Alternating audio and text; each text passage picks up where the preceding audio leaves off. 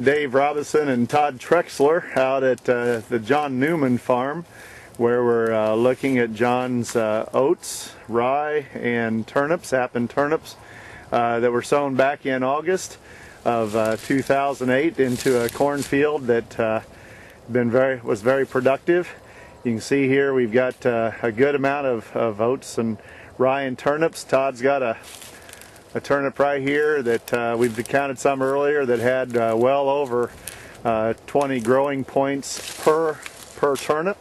And you can see here we've got some good amount of growth here. Todd, how did those taste? Those are sweet and they taste really good, real good.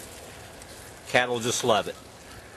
See, it's not a real big bulb on this plant, but nevertheless we've got a nice sized bulb considering the amount of moisture that we've had. Todd, about how much moisture would you say we've had since this was planted? I would say we've had not over an inch, maybe inch and a half at the most. A couple spotty rains is about all that we've had, and it took off really good.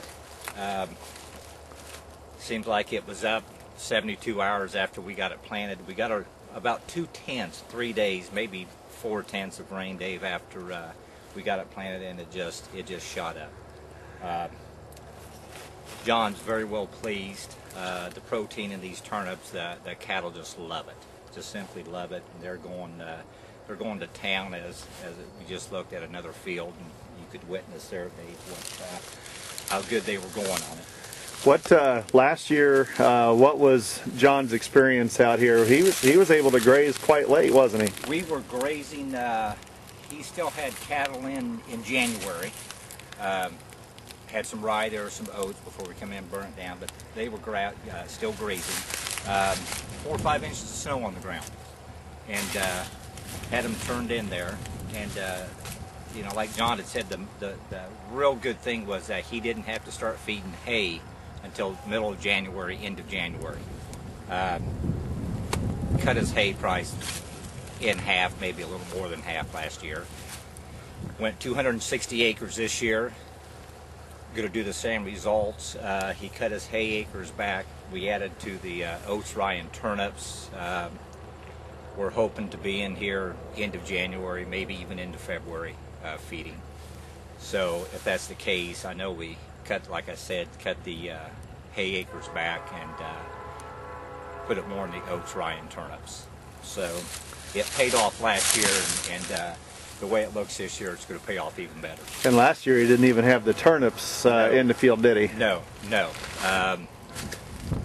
Just amazing the amount of turnips that are out here, though, and like a smorgasbord. Turn them cattle loose, and it just goes. We're looking at oats and rye 12 inches, 15 inches tall already. And the turnips kind of in that range too, aren't we? Pretty close. I would say so, yes. It's just a tremendous amount, and everything's so healthy in there.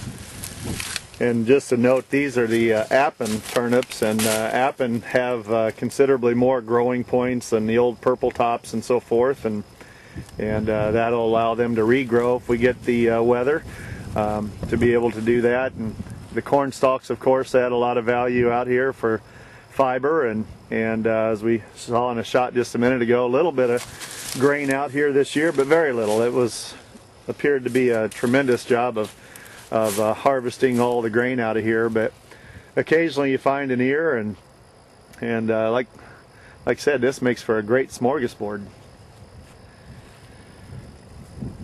Well, if he can be gaining some nice weight out here on this, it's not quite free feed, but at the same time it's a lot better than hauling hay and hauling manure.